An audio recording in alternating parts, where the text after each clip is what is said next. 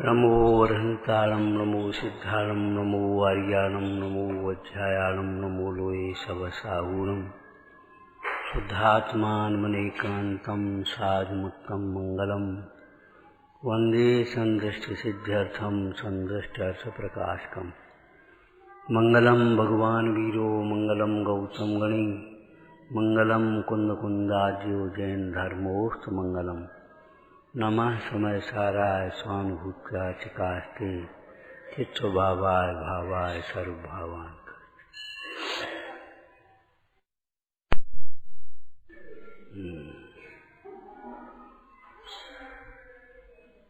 शिविर माने सीखने का अवसर। क्या सीखना है, कल की चर्चा आपको याद होगी। आगे चलते हैं। जीवन में अनुशासन सीखना है। अनुशासन का मतलब होता है समय की पाबंदी। अब देखो, इतने लोग अपन बैठे हैं और कल कम से कम 20 लोगों ने कहा होगा ये क्लास रोज चल जाए। हाथ जोड़ने से काम नहीं चलता, मौन होने से। हम खुश नहीं होते ऐसे। लेकिन अगर हाथ उठवाए जाएं, 8 बजने से 5 मिनट पहले कितने लोग बैठे थे, गायब मामला। आपको आपस में ये प्रेरणा करनी है कि कार्यक्रम को सफल बनाने के लिए, किसी भी कार्यक्रम को कहीं भी समय से पहले तैयार होइए।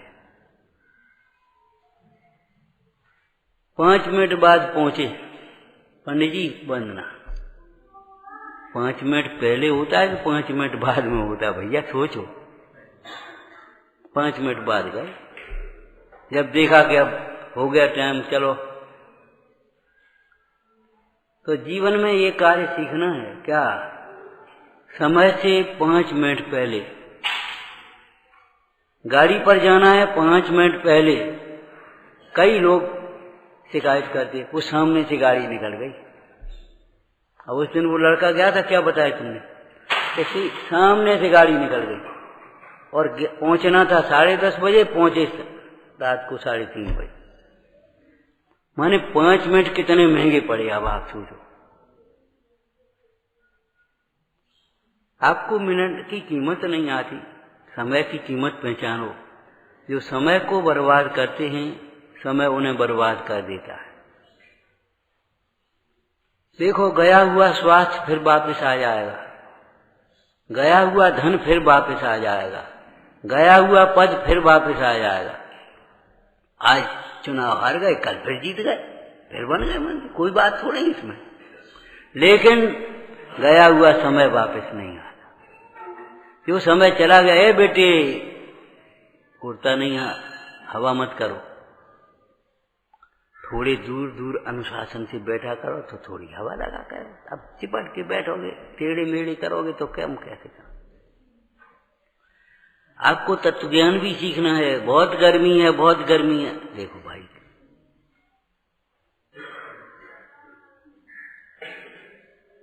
इससे गर्मी कम हो जाएगी।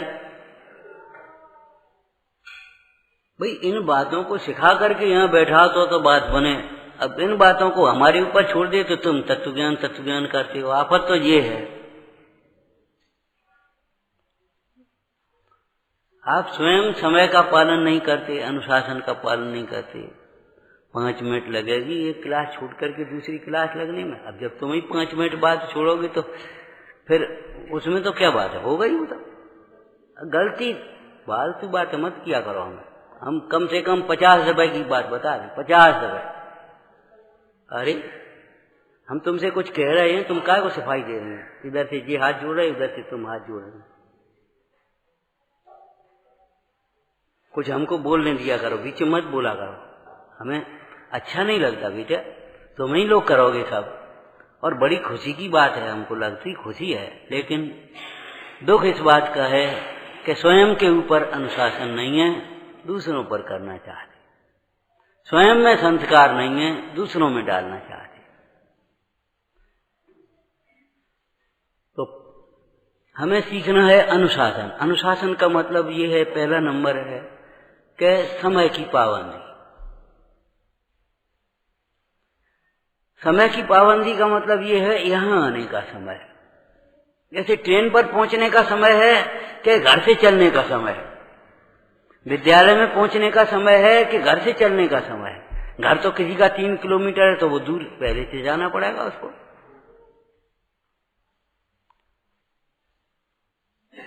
अरे वर्तमान में गांधी का देश कहा जाता है। एक सभा में उन्हें पहुंचना था, तांगा समय पर नहीं आया। उस समय तो तांगे ही चलते थे। टाइम हुआ, उन्होंने कहा इतनी देर हमें टाइम वहां पहुंचने में लगेगी, पैदल चल दिए। अब तांगा लेट हो जाए, हम लेट हो जाए, सभा लेट हो जाएगी। ये सोच बनाना चाहिए आपको। 8 बजे का मतलब ये थोड़ी है 8 बजे घर से चलना है, 8 बजे वहां से चलना है, 8 बजे यहां बैठे मिलना है। और 5 मिनट पहले क्यों? कल का विषय दोहरा ले में थोड़ी सी चलने में सांस चलती है बड़े लोगों की, थोड़ी सी सांस रुक जाए, स्थिरता आ जाती है। ये थोड़ी दौड़ते दौड़ते चले आओ तो कैसे काम चलेगा। नंबर 2 होता है अनुशासन का। जो भी सामान है आपका स्वच्छ और व्यवस्थित रखना। जीवन में स्वच्छता अलग है, स्वच्छता और व्यवस्था दोनों चीजें। जो सामान जहां से उठाएं वहां रखें, व्यवस्थित रखें। कपड़ा घड़ी करें, एक कोना इधर एक कोना इधर, ऐसा नहीं है। चप्पल उतारें, एक इधर एक उधर सरक रही है, ऐसा नहीं है। चले तो चप्पलें सरकती हैं, ऐसा मत करो। ये अनुशासनहीनता है, उच्छृंखलता है। आपके पैर सीधे चलना चाहिए। ये नहीं है जल्दी जल्दी चल रहे हैं, चाहे जैसे चल रहे हैं, इधर उधर देख करके चल रहे हैं। तो स्वच्छता और व्यवस्था। आपने कभी छोटे विद्यालयों में देखा, अच्छे विद्यालयों में ये कॉलर टेढ़ा क्यों है, ये बटन लगा क्यों नहीं है? अरे बटन से क्या फर्क पड़ता है, आप तो पाठ पढ़ाओ। अरे यही तो पाठ पढ़ाना है। स्वच्छता और व्यवस्थित। समय की पाबंदी का मतलब क्या हुआ? स्वच्छता और व्यवस्थितता। घर ये लगे कि कुछ है, आपकी दुकान ये लगे कि दुकान है, आने वाले का मन बढ़े।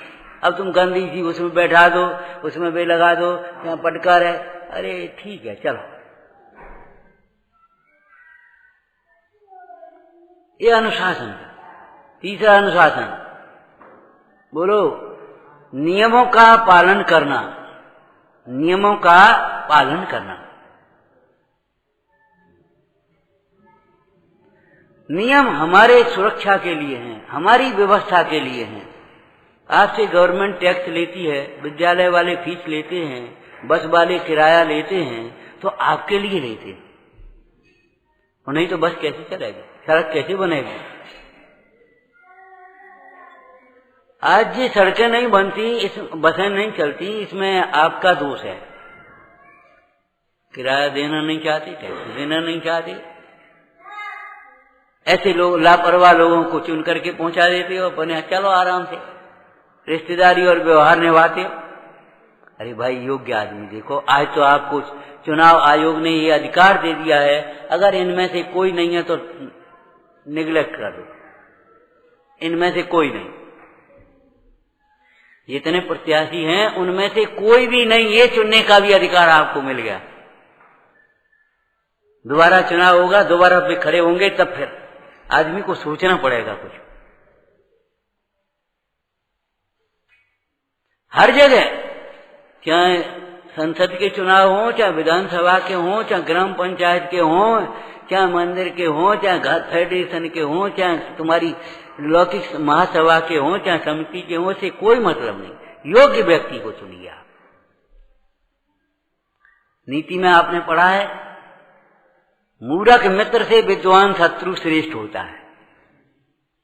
मूर्ख मित्र से विद्वान शत्रु श्रेष्ठ होता है। तो पहला नंबर क्या है? समय का पालन करना। दूसरा नंबर स्वच्छता और व्यवस्था। आपका कमरा लगना चाहिए, आपकी अलमारी लगना चाहिए कुछ है। आपके कपड़े व्यवस्थित होना चाहिए, चाहे हल्के हों चाहे भारी हों, से कोई स्वच्छ साफ, सिकुड़े पड़ी हैं वैसे ही पड़े हैं, वैसे ही अपने आ गए, मैले कुचैले से बैठे। इसका नाम कोई उदासीनता नहीं है, इसका नाम प्रमाद है, इसका नाम आलस्य है, प्रमाद है। तो स्वच्छता और व्यवस्था, चाहे घर में हो, चाहे मंदिर में हो, चाहे दुकान पर हो, चाहे स्कूल में हो, चाहे सड़क पर जा रहे हो, चाहे धर्मशाला में हो, चाहे वहां ट्रेन में हो, चाहे गाड़ी में हो, कहीं भी हो, स्वच्छ। अब इसके दो पक्ष आ जाएंगे, एक भाव और एक द्रव्य। बाल बोध में आप पढ़ते हो, स्वच्छता, मानसिक स्वच्छता और शारीरिक स्वच्छता। स्वच्छ विचार, सुंदर विचार, अच्छे विचार, और एक और बोल लो जो आप जानते हो, ऊंचे विचार। सादा जीवन उच्च विचार, सादा जीवन उच्च विचार, यही उन्नति का आधार। समझ में आया? तो स्वच्छता और व्यवस्था। व्यवस्था का मतलब ढूंढने में टाइम लगता है, जब हमें काम पड़ता है तब ढूंढते हैं, और जब काम हो जाता है उसके बाद वहीं छोड़ देते, चाहे कहीं रख देते हैं। ये हमारी अनुशासनहीनता है। ये कसायों के प्रसंग होते हैं। बाहर की गंदगी हमारे मन को मलिन करने वाली है, बाहर की स्वच्छता हमारे मन को निर्मल करने वाली है। सिद्ध भगवान सिद्ध हुए, कर्मों का नाश किया, ध्यान से किया, लेकिन कौन से ध्यान से? निर्मल ध्यान लगाए के कर्म कलंक जलाए, भय सिद्ध परमात्मा बंधु मन बचका। चाहे आपका कपड़ा हो, चाहे आपकी कॉपी हो, चाहे आपकी किताब हो, चाहे आपका डिब्बा हो, साफ स्वच्छ, ये नहीं गंदे हाथ लगा दिए उसमें। लौकिक में कहते हैं गंदगी में न लक्ष्मी आती है और न गंदगी में विद्या आती है। क्या मतलब हुआ? बताओगे इसका कारण भैया? गंदगी में लक्ष्मी नहीं आती, गंदगी में विद्या नहीं आती, क्या मतलब हुआ? कि गंदगी से पाप बंद होता है, आलस्य है ना, और प्रमथ योगात प्राण विपरोपणम हिंसा। कोई लक्ष्मी और सरस्वती देवी नहीं है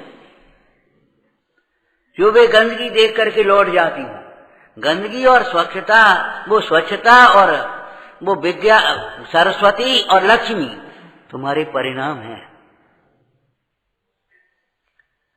हम लक्ष्मी के उपासक हैं, ध्यान रखना, परंतु अनंत चतुष्टय रूपी लक्ष्मी के।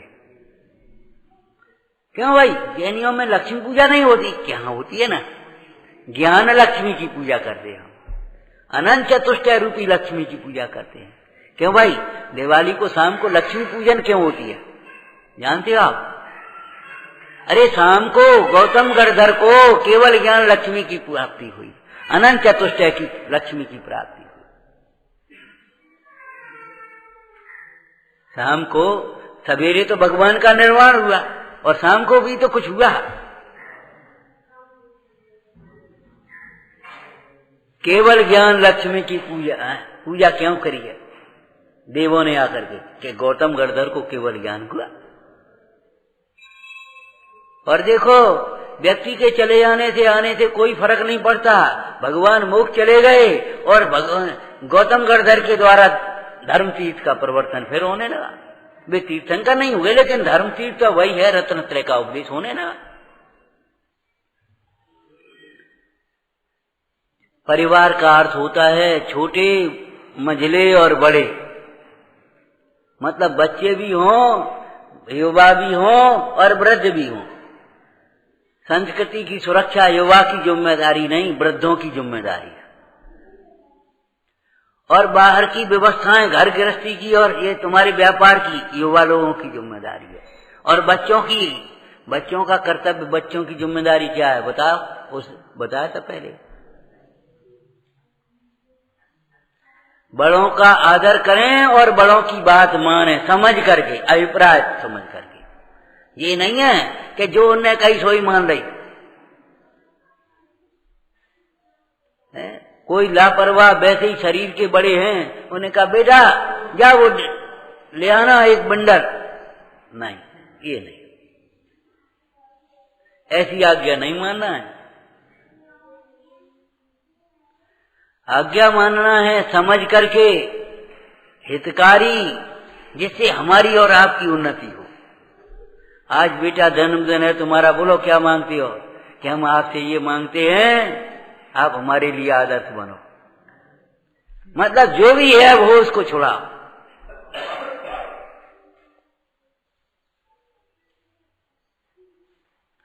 तो अनुशासन का तीसरा नंबर होता है, दूसरा क्या हुआ? स्वच्छता और व्यवस्था।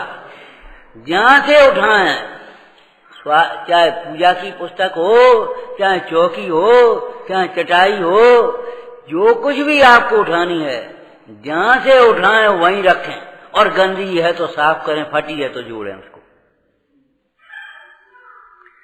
अब छोटे छोटे बच्चे नहीं जोड़ पाएंगे, सही बात है, लेकिन माँ से कहो, बहन से कहो, भाई से कहो, भैया ये जरा जोड़ देना, इस पर जल चढ़ा। हम सब स्वच्छ होंगे तो सारा देश स्वच्छ होगा।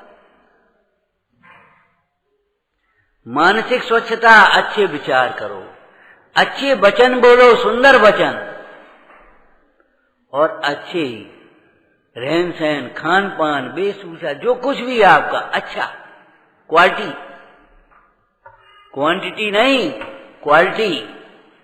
क्वांटिटी समझे क्यों? क्वांटिटी हिंदी बोलो मात्रा, और क्वालिटी गुणवत्ता। आपकी क्वालिटी होना चाहिए, विशेषता होना चाहिए, दूसरे लोगों में और आप में अंतर दिखना चाहिए। ये शास्त्र सुनते हैं, ये शास्त्र नहीं सुनते हैं, तो आप में इनमें अंतर होना चाहिए।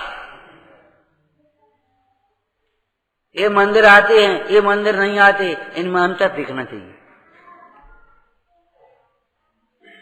बोलने में, चालने में, बैठने में, उठने में, चलने में, फिरने में, बातचीत करने में है अंतर दिखना चाहिए, स्पष्ट अंतर। ये पढ़े लिखे हैं, ये बिना पढ़े लिखे हैं, अंतर दिखना चाहिए।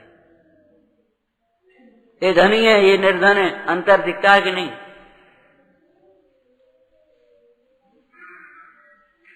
कोई धनी निर्धनों जैसे कार्य तो नहीं करते। तो फिर ये बताओ, पढ़े लिखे होकर के अशिक्षित लोगों जैसे कार्य क्यों करते हो? अनुशासन का मतलब है जहां है वहां के नियमों का पालन करो। जहां है वहां के नियमों का पालन करो, भय से नहीं, भय से नहीं।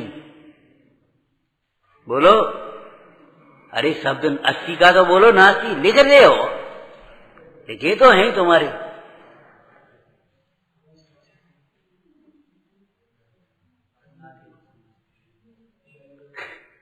अब बताओ क्या करें? भय से नहीं, समझ से। नियम का पालन भय से नहीं, समझ से करो। इस नियम का प्रयोजन क्या है? इस नियम में अपना हित है, अपनी सुरक्षा है, अपनी उन्नति है, दूसरों की भी सुविधा है।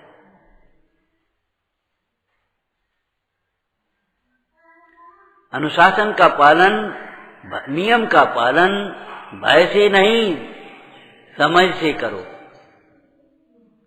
अनुशासन का एक वाक्य आपको याद है, 2 दिन पहले कहा है, अनुशासन आतंक से नहीं, आत्मीयता से होता है। आत्मीयता पूर्ण व्यवहार करो, अपनत्व का व्यवहार।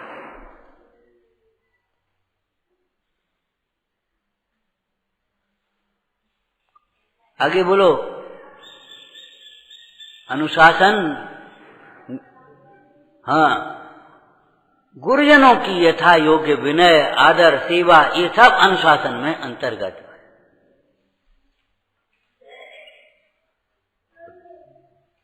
समझ में आया? हम क्या कर सकते हैं, इस बात को सोचना चाहिए। देखो, अपने लिए क्या कर सकते हैं, इस बात को सोचो। ये तो अध्यात्म का विषय हो गया। और सुनो, इस शरीर से आपको साधना करनी है। इस शरीर के लिए क्या करना चाहिए आपको? शरीर के प्रति आपका अधिकार तो कर लेते हो, कर्तव्य तो भी तो पालो। आप ये चाहते, बुजुर्ग लोग, बीमार लोग, कई लोग ऐसा कहने लगते, भैया अब इतना ही चलता रहे तो ही ठीक है, अब क्या करें। अब ये घोंटू दर्द करने लगे, पेट दर्द करने लगा, सिर दर्द करने लगा, क्यों? शरीर के प्रति कर्तव्य नहीं समझा, शरीर का अधिकार समझते, हम ऐसे ही बने रहे। ऐसे कैसे बने रहोगे? समझ में आया क्या? शरीर के प्रति क्या कर सकते हैं, इस बात को सोचो। इस देखो, गाड़ी में खराब पेट्रोल डालोगे तो क्या हो? पेट्रोल तेल, अपन मट्टी को तेल डाल दे। अच्छा एक काम करो, पेट्रोल तो सभी डालते, अपन तो घी डालो। बड़े आदमी और बढ़िया देसी घी डालो, अटपेरा।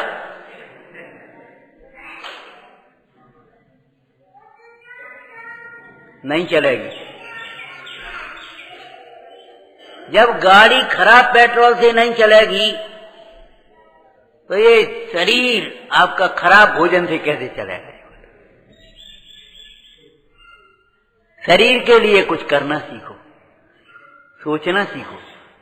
इस शरीर से साधना करनी है, इस शरीर से काम लेना है, तो इस शरीर को अभक्ष्य भक्षण मत कराओ, गरिष्ठ आहार मत कराओ, अयोग्य भोजन मत कराओ। जितना पचे उतना भोजन करो, भूख लगने पर भोजन करो।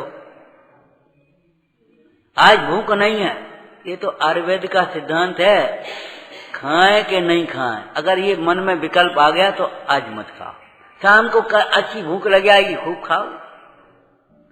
बिल्कुल मत खाओ ये हम नहीं कह रहे हैं, मतलब कोई पेय ले लो, कोई औषधि ले लो, कुछ गुंजाइश करो। क्यों नहीं भूख लग रही है वो सोचो, है ना? क्यों भूख ही नहीं लगा? अरे क्यों नहीं लगती भूख? कभी तरागी हो गए क्या? भगवान को भूख नहीं लगती? क्यों बेटा, भगवान को भूख क्यों नहीं लगती? अरे बोल तो भैया, तुमसे नहीं पूछ रहे, हम इनसे पूछ रहे जी। तुमसे ये पूछेंगे, हम तो इनसे पूछेंगे। भगवान को भूख क्यों नहीं लगती मालूम है? भगवान अपने स्वरूप में तृप्त हैं, अपने आनंद में तृप्त हैं।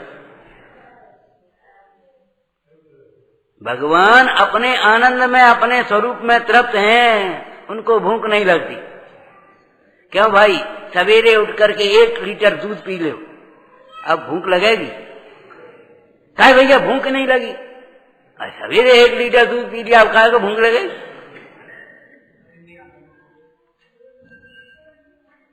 इसीलिए लौकिक में कह देते भैया 2 घंटे 3 घंटे का अंतर हो तो बात अलग है, लेकिन अगर आध घंटे पौन घंटे की बात है तो नाश्ता मत करो, और नाश्ता भी करो तो हैवी नाश्ता मत करो, ठोस आहार, गरिष्ठ आहार।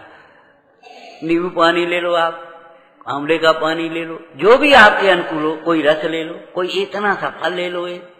मतलब अगर हैवी नाश्ता कर लोगे तो फिर भूख क्या लगेगी? तो शरीर, भगवान को भूख नहीं लगती। क्यों? भगवान अपने स्वरूप में तृप्त है। मनराज को भूख बहुत थोड़ी है, एक दफे में काम चल जाता है उनका, उसी समय भोजन पानी, और सो भी किसी दिन उपवास, किसी दिन अंतराय। क्यों? उनको प्रचुर स्वसंवेदन बढ़ता है, अपने स्वरूप की आराधना में लगे हैं। जो अपने अच्छे कार्यों में एकाग्र होकर के लगे रहते हैं, उन्हें भी बहुत कम भूख लगती है। भूख कम सताती नहीं है, ये समझ लो। आपने पढ़ा है लौकिक में बात, लौकिक के लोगों की। एक वैज्ञानिक अपनी खोज में लगा, धुन में, अब वो सोच रहा बैठे बैठे, नाश्ता रख गई, अब बस वो अपने धुन में लगा, वो नाश्ता रखा नाश्ता। उसका मित्र आया, उसने ध्यान ही नहीं, मित्र कब आकर के बैठ गया, उसने उठाया वो नाश्ता, खा पी लिया अपने धीरे धीरे। थोड़ी देर बाद जब उनका उपयोग हो रहा, अरे भाई आप कब आ गए? अरे जल्दी आ जाती तो अपन मिल के नाश्ता कर लेते। मतलब उसने क्या सोचा, हमने नाश्ता कर लिया, अब आप समझो क्या हुआ।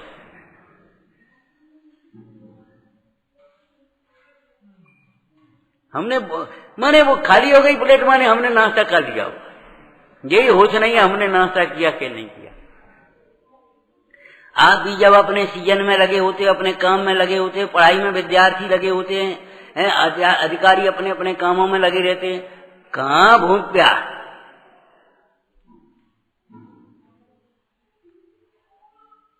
तो भगवान हुए नहीं, मुंडराज हुए नहीं, अब भूख क्यों नहीं लगती ये बता। सोचो इस बात को। टाइम पर भूख लगना चाहिए और अच्छी भूख लगना चाहिए, और ऐसी भूख लगना चाहिए कि अगर आध घंटा लेट भी हो जाए तो घबराओ मत, जलन नहीं पड़े, आग नहीं पड़े। ये अजीर्ण की निशानी है। भूख प्यास सहन करना आना चाहिए। तो जिस शरीर को से आप साधना करना चाहते हो, आराधना करना चाहते हो, सेवा करना चाहते हो, तो इस शरीर को कमजोर मत बनाओ, बीमार मत बनाओ। स्वास्थ्य के नियमों का पालन करो। हमारे जैनाचार्यों ने स्वास्थ्य के ग्रंथ भी लिखे हैं, कल्याण कारकम वगैरह, ज्योतिष के ग्रंथ भी लिखे हैं, व्यापार नीति भी लिखी है। ऐसा नहीं अकेला अध्यात्म लिखा है। क्यों? अकेला अध्यात्म मुंडराजों के लिए जो बैठे, लेकिन अकेला अध्यात्म मुंडराजों के लिए ही नहीं लिखा। मुंडराजों के लिए भी जब अपने स्वरूप में नहीं रहे तो 28 मूल गुण का किस प्रकार से पालन करें। 5 व्रत लिखे हैं, 5 सम्मति लिखी हैं, गुप्ती लिखी हैं, उनकी भावनाएं लिखी हैं, उनके अतिचार लिखे हैं, उनके प्रायश्चित लिखे हैं, बहुत कुछ लिखा है। एक बात हम कह रहे हैं, ऐसा कुछ भी नहीं है जो जैन ग्रंथों में नहीं है, ये समझ लो। ऐसा कोई भी प्रमेय नहीं है जो भगवान के ज्ञान में ना आया हो। अब आप ये समझ लो, जिनवाणी की महिमा जो जिनवाणी में नहीं है वो हमारे काम की नहीं है, और जो हमारे काम की है वो जिनवाणी में है।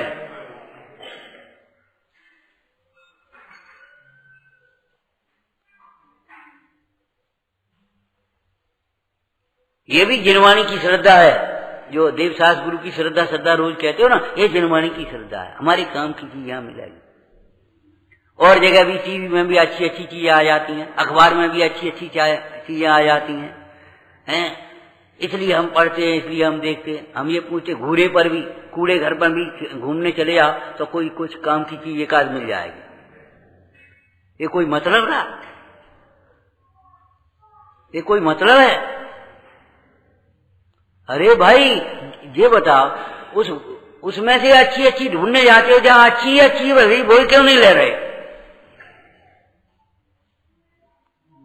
खराब में से अच्छी छांट रहे हो तो अच्छी अच्छी को क्यों नहीं ग्रहण कर रहे, ये बताओ।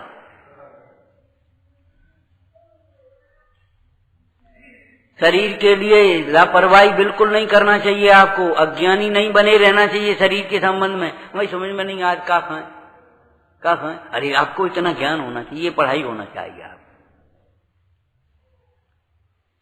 माता पिता की जिम्मेदारी भी है ये पढ़ाई पढ़ाएं। हमने आपसे एक बात कही थी पहले, बच्ची को तो भोजन बनाना आना ही चाहिए, बच्चे को भी भोजन बनाना आना चाहिए। परदेश में कहीं यात्रा करने गया और कोई कुछ नहीं, क्या करा बताओ? कहीं कोई घर में काम पड़ेगा, मां बीमार होगी, क्या करोगे आप? भोजन जीवन में उपयोगी है तो भोजन बनाना भी आना चाहिए, कपड़े धोना आना चाहिए यार, नहीं तो हो जाए निर्गंध। फिर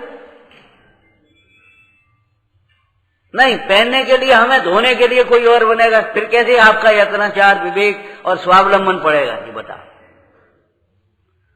कपड़े धोना आना चाहिए। अरे कपड़े में कहा लव सरफ, एक बाल्टी पानी में एक कपड़ा डुबो दिया, फेंक दिया नाली में, ये कोई कपड़े धोने की अकल नहीं है। कितना समय लगना चाहिए, कितनी ज्यादा महत्व नहीं होना चाहिए, ज्यादा करना वो भी तो गलत है ना। कितना समय लगना चाहिए, कितनी शक्ति लगना चाहिए, कितना घी लगना चाहिए, कितना दूध लगना चाहिए, वो भी तो एक विवेक की बात है। ऐसे कितने की चीज है, एक दृष्टांत बताया था, 5 रुपए की चीज अगर हम 15 रुपए में खरीद लें तो ठग गए कि नहीं?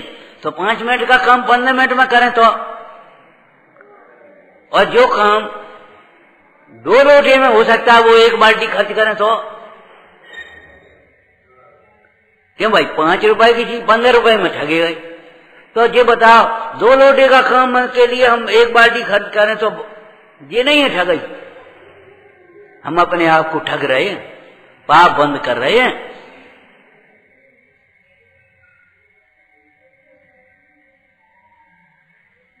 शरीर के लिए भी सोचना चाहिए। जिन माता पिता ने जन्म दिया उनके लिए भी हम क्या कर सकते, इसको सोचो, उनका सहयोग करना सीखो।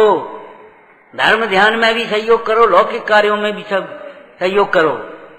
आप लोगों को आगे आना चाहिए। सही पूछो बुजुर्गों को तो अब सामग्री बनी बनाई मिले, चौकी लगी लगाई मिले, आलसी नहीं बना रहे हम। इसका मतलब ये नहीं है सब तैयार हो जाए उसके बाद बुजुर्ग आए, ये नहीं कह रहे हम। बुजुर्ग तो सबसे पहले आकर के बैठे, लेकिन उनका सहयोग करना चाहिए। मंदिर में भी करो, घर में भी करो, व्यापार में भी करो, जहां भी है व्यवहार में भी करो, सहयोग करो उनका। और केवल कामों में ही सहयोग मत करो। पुत्र उसे नहीं कहते केवल जो पिता की धन संपत्ति को बढ़ाता है। पुत्र का कर्तव्य है पिता की कीर्ति को भी, यश को भी बढ़ाए। एक व्यंग्यकार ने व्यंग लिखा, पुत्र उसे कहते हैं जिसको सामने देख करके पिता को भूल जाए लोग। अगर पिताजी की याद दिवा दी, अब क्या कहें बेटा, तुम्हें पिताजी होते तो हम कब क्या कहें। ठीक है, अब तुम्हें पिताजी होते तो हम बता दे, समझ लो मरना हो गया। पिताजी के व्यवहार को, पिताजी की परंपरा को, पिताजी की कीर्ति को, संस्कृति को भी आगे बढ़ाना। तो अनुशासन माने क्या हो गया, समझ में आया? जहां हैं हम वहां सोचें। अपने परिवार के बारे में सोचो, अपने समाज के बारे में सोचो, गांव के बारे में सोचो, देश के बारे में सोचो। और हमारा धर्म तो कैसा है बोलो? जिनके विमल उपदेश में, बताओ आप, एक इंद्रिय आदि जीवों के प्रति भी दया का उपदेश जिन शासन में दिया। ऐसे मत हैं अपने संप्रदाय के लोग प्रेम से रहें, बाद बाकी को मारो काटो। ऐसे लोग हैं केवल मानव सेवा तक रहते हैं। पशुओं में से भी एक आध छांट लिया, वरना गाय को छांट लिया, उन्हें बस, बाद बाकी को छोड़ो। या अपने अपने काम के दुधारू पशु को छोड़ काम ले लिया, बाद बाकी को छोड़ो। लेकिन जैन शासन में तो एक इंद्रिय आदि जीवों के प्रति भी दया का भाव। अनुशासन बहुत बड़ी चीज है। अनुशासन देश को महान बनाता है, ये तो बहुत बाद की बात है। देश नेताओं के वाक्य हैं ये। हमारा वाक्य क्या होना चाहिए बोलो? अनुशासन जीवन को महान बनाता है। अनुशासन से ही महान बना जाता है। छोटी छोटी बातें हमें बहुत नीचा दिखाती हैं और छोटे छोटे गुण हमारे बहुत आगे बढ़ा देते। ऐसे ऐसे बादशाह हो गए, बाथरूम बनाया, स्नान घर, उसमें स्त्रियों के चित्र वित्र बना दिए राजाओं के हिसाब से। गया, यहाँ किसने बनाया? इसमें मैं नहाऊंगा, इसमें मैं नहाऊंगा। ये किसने बनाया? ये अश्लील चित्र, ये गंदे चित्र किसने बना दिए? साफ करो इनको। अब बन गए तो बन जान दे। अरे बन कैसे जान दे? जीवन बिगड़ जाएगा। रोज रोज वहां देखेंगे, रोज रोज विकारी परिणाम होंगे, जीवन बदले। आप किसी से मत डरो, लेकिन पाप से तो डरो। पाप से डरो।